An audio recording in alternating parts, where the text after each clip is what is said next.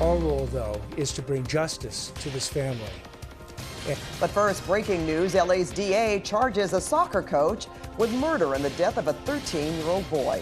Good evening, and thank you for joining us. I'm Pat Harvey. And I'm Juan Fernandez. These new charges come a week after 13-year-old Oscar Omar Hernandez was reported missing and then found dead in Oxnard. And KCAL's Luzdelia Caballero is live in downtown LA, where investigators just wrapped up a press conference where they said they are now looking for additional victims. Luzdelia.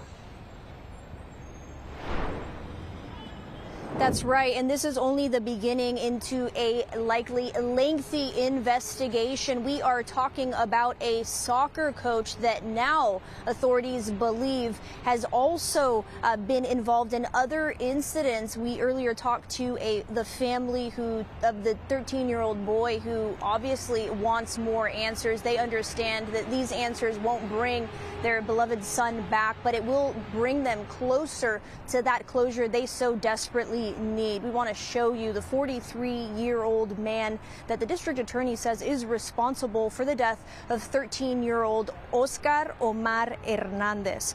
43-year-old soccer coach Mario Garcia-Aquino has been charged with murder in connection to the death of this 13-year-old boy found dead in Oxnard. The timeline, they say that on March 28th, he was actually killed in Lancaster. That's where they believe his soccer coach Mario Garcia-Aquino lives.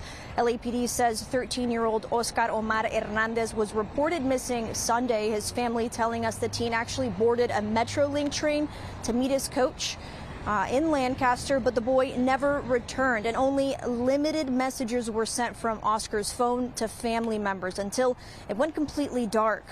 Oscar Omar's body was found last Wednesday on the side of the road in Oxnard in a remote area near McGarth State Beach. And this was, of course, a joint operation with multiple agencies to include the FBI. The family just now wanting answers at this point. We have not been told the cause of death and what circumstances led up to his death, though District Attorney Nathan Hodgman says justice will be served. Take a listen.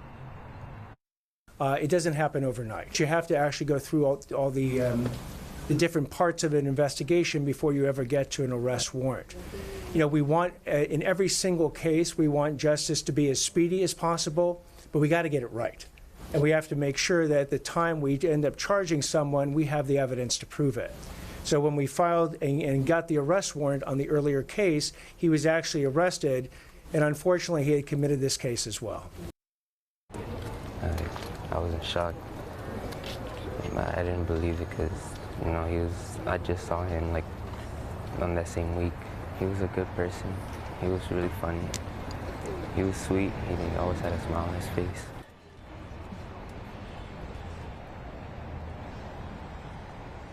And those were his friends speaking out at the vigil. Just a heart-wrenching situation here. If convicted, Aquino could be facing the possibility of parole for murder. We're talking about life without the possibility of parole, up to the death penalty.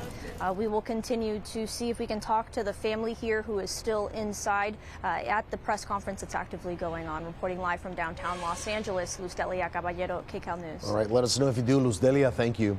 And our live team coverage continues with KCAL News assignment editor Mike Rogers at the desk. That's right. And Mike, you have been looking into this alleged 2024 case. Yeah, so, you know, we started looking into this last week when we started to hear rumors that the suspect had been taken into custody. And you're right, it was for that February 2024 case. And I want to show you some images of the suspect again that was at the press conference today. And while we talk about that, Sheriff Robert Luna, as well as the DA's office, says this happened February 22nd of 2024. The sheriff says the suspect befriended a family that had a 16-year-old son, likely through his soccer programs that we have mentioned as him being a coach for a traveling soccer team.